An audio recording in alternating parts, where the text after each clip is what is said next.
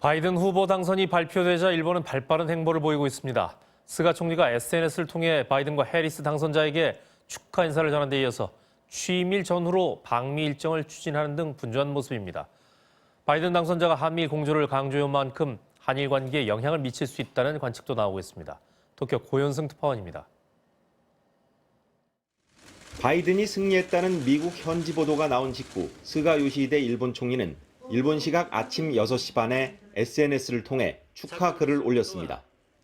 스가 총리는 바이든과 해리스 당선자에게 축하 인사를 전한 데 이어 미일 동맹이 더욱 강화하고 인도 태평양 지역과 전 세계의 평화와 자유, 번영을 보장하길 기대한다고 밝혔습니다.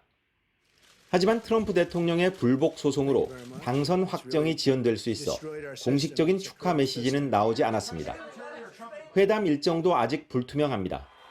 바이든 당선자와 전화 통화와 관련해 일본 정부 관계자는 당선인 측의 희망 시점이 중요하다고 말했고, 스가 총리의 방미 회담은 대통령 취임일인 내년 1월 20일 전후로 추진 중인 것으로 전해졌습니다. 4년 전 트럼프 대통령 당선 당시 아베 총리는 이틀 만에 전화 통화를 하고 9일 만에 미국을 방문해 회담을 가진 바 있습니다. 일본 정부는 동맹 관계를 중시해온 바이든의 당선으로 우선 현안인 주일 미군 방위비 분담금 협상에서 부담이 줄 것으로 기대하고 있습니다.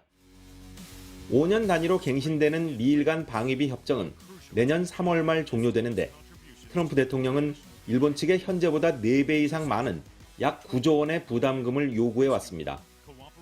또 바이든 당선자가 트럼프 정권에서 탈퇴한 지구온난화에 관한 국제합의 파리 협정에 복귀한다고 밝힌 바 있어 기후변화 문제에 대한 대비가 필요하다고 일본 언론들은 보도하고 있습니다.